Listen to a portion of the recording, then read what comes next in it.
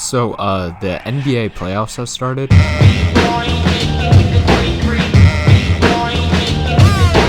But as a Pistons fan, this time of year is just when the team takes a 4-month sabbatical from letting me down. What exactly do us fans of the poverty franchises do during the playoffs? The NBA games available to watch from now until June will be filled with meaningful, competitive, high-quality basketball. And that's a product that is completely foreign to us. So I put together a list of ways to enjoy the NBA playoffs when your team isn't in them.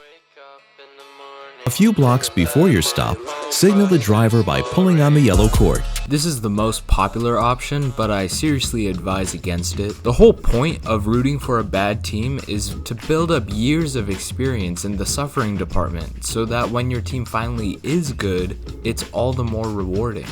You wouldn't have cultivated the abusive relationship from years of disappointment if you bandwagon a team like the Nuggets or the Celtics, so it just won't be the same. But I get it, you might want to experience the sport of basketball being associated with the feeling of happiness for once. Just be careful that your bandwagoning doesn't venture into the territory of glazing. This is criminal behavior! Monty Williams! The NBA ecosystem has a storied history of hating. This is Skip Bayless, dedicating his professional life to hating on LeBron James. This is Kendrick Perkins, introducing racial demagoguery into the 2023 MVP debate. This is Charles Barkley and San Antonio women. The high-pressure environment of the playoffs leads to some of the classic chokes, downfalls, and collapses we love so much as fans. But these moments are just events on a basketball court, without the haters to make something truly magical out of them. Watching hyper-talented, incredibly hard-working multimillionaires that are better than you in literally every way, and still finding it deep in your soul to hate on them, shows the real triumph of the human spirit, and that's why I've dedicated my life to the craft. That's not the name of the team. Specific.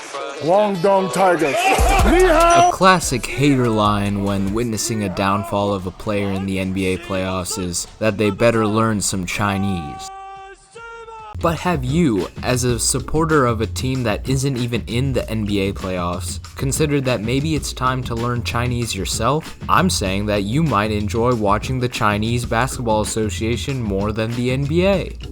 The Chinese playoffs are going on right now as well, and no one's going to accuse you of being a bandwagoner because you're waking up at 7 a.m. to support the Liaoning Flying Leopards.